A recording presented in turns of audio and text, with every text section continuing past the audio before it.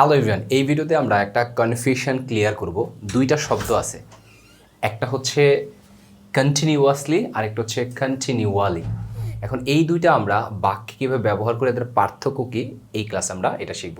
So class ভালো লাগলে অবশ্যই আপনার ফ্রেন্ড সার্কেলের সাথে শেয়ার করবেন। যে দুইটা শব্দের কথা বলছিলাম, একটা হচ্ছে কন্টিনিউয়াসলি, আরও একটা শব্দ আছে, আমরা হয়তো পড়ার সময় দুইটা আলাদা আলাদা করে পাই, এখন মাঝে মাঝে একটা কনফিউশন হইতে পারে। আর একটা হচ্ছে কন্টিনিউয়ালি। দুইটার মধ্যে পার্থক্য হচ্ছে এই কন্টিনিউয়াসলি মানে হচ্ছে একেবারে লাগাতার, মানে একেবারে নিরবিচ্ছিন্নভাবে যখন কোনো কিছু চলতে থাকে সেটাকে আমরা বলি কন্টিনিউয়াসলি।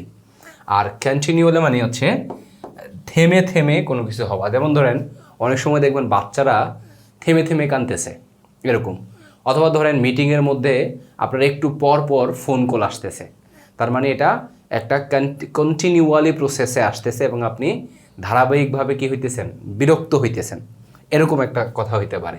তাহলে কন্টিনিউয়াসলি মানে লাগাতারভাবে, একেবারে নিরবিচ্ছিন্ন। তো আমরা যদি একটা এক্সাম্পল দিয়ে দেখি, ফর এক্সাম্পল আমরা বললাম যে মেশিনটা গত 48 ঘন্টা ধরে চলতেছে, টানা 148 ঘন্টা ধরে নিরবিচ্ছিন্নভাবে চলতেছে। তাহলে the machine has been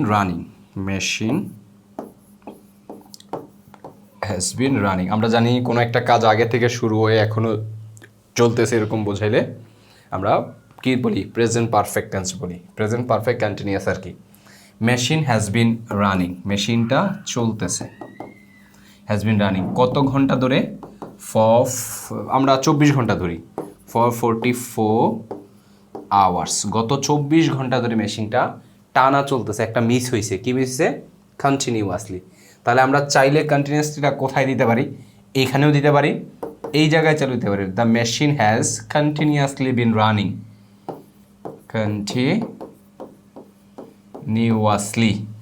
continuously been running for 24 hours. মেশিনটা গত 24 ঘন্টা ধরে টানা চলতেছে, একটানা চলে, কন্টিনিউয়াসলি চলা, এটাকে বলি আমরা। আর কন্টিনিউয়ালি যদি বলি আমরা, ফর এক্সাম্পল পুরো মিটিং জুড়ে তার বারবার যে কল আসতেছে, কন্টিনিউয়ালি কল দ্বারা সে বিরক্ত হইতেছে, এরকম একটা কিছু বলতে পারি আমরা। তাহলে ধরেন এটা একটা এক্সাম্পল গেল। আর যদি আমরা কন্টিনিউয়ালি দিই, ফর এক্সাম্পল শি অথবা হি কিছু একটা বলতে পারি আমরা, হি ওয়াজ বা শি ওয়াজ কন্টিনিউয়ালি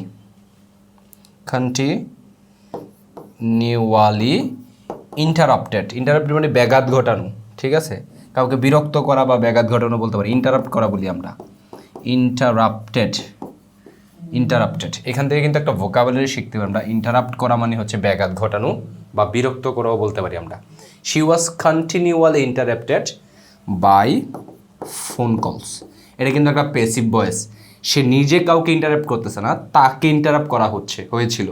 তাহলে she was continually interrupted by phone calls, কখন, মিটিং চলাকালে।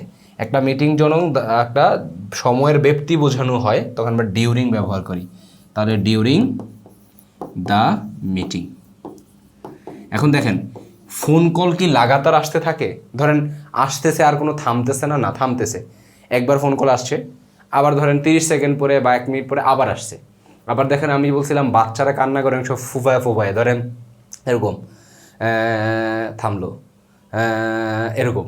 সো বাচ্চারা অনেক সময় শেষের দিকে কান্না, আপনারা অনেক সময় খেয়াল করবেন, শেষের দিকে যখন কান্না করে তখন তারা কন্টিনিউয়ালি কান্না করে, অর্থাৎ থেমে থেমে কান্না করে। কোনো কিছু যখন থেমে থেমে আসে, চলতে থাকে ধারাবাহিকভাবে থেমে থেমে, সেটাকে আমরা কন্টিনিউয়ালি বলি, ওকে। আর কন্টিনিউয়াসলি বলে একেবারেই লাগাতার। আপনি যদি ফর এক্সাম্পল আমি থামলাম না, আমি যে এখন কথা বলতেছি আমি কিন্তু কন্টিনিউয়ালি বলতেছি, কন্টিনিউয়াসলি না। আবার এক দৃষ্টিকোণে কন্টিনিউয়াসলি হইতে পারে, কিন্তু কন্টিনিউয়াসলি কখন হবে, যখন আমি থামলাম না, কোনো বিরতি নিলাম না, টানা বলে যাচ্ছি, কোনো পজ নাই, কিছু নাই, এই যে এতক্ষণ যেভাবে কথা বলছি সেটাকে বলা হয় কন্টিনিউয়াসলি, অর্থাৎ কোনো পজ নাই, এটাকে বলা হয় কন্টিনিউয়াসলি। আর কন্টিনিউ মানে থেমে থেমে। ন্যাচারালি আমরা লেকচার ডেলিভারি দিই থেমে থেমে, কিছুক্ষণ থামি, আপনাদেরকে বোঝাই, তারপর থিঙ্কিং করি, এরকম ব্যাপারটা। তাহলে কন্টিনিউয়াসলি এবং কন্টিনিউ পার্থক্য আমরা আশা করি বুঝতে পারছি। সো ভিডিও ভালো লাগলে ফ্রেন্ড সার্কেলের সাথে শেয়ার করুন। Thank you so much.